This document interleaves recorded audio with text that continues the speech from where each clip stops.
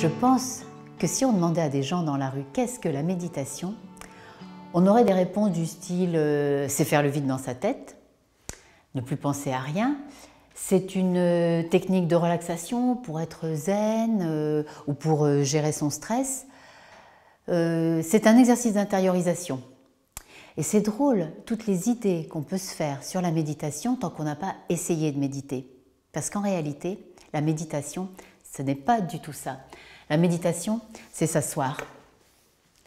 C'est s'asseoir et c'est apprendre à développer un rapport beaucoup plus ouvert au monde, à ce qui nous entoure, aux autres et aussi à soi-même.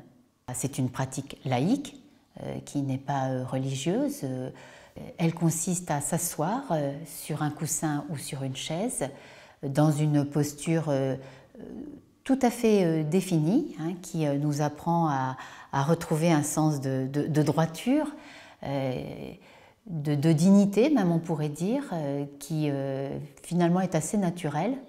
En pratiquant cette assise quotidiennement, quelques dizaines de minutes par jour, eh bien, on découvre une forme de présence qu'on a probablement un peu oubliée dans notre monde actuel, une présence au corps, d'une part, on revient dans son corps, c'est bien ça qu'on fait en premier lieu quand on s'assoit. Ce qui est très surprenant quand on commence à méditer, c'est qu'on découvre que notre esprit n'arrête pas de penser.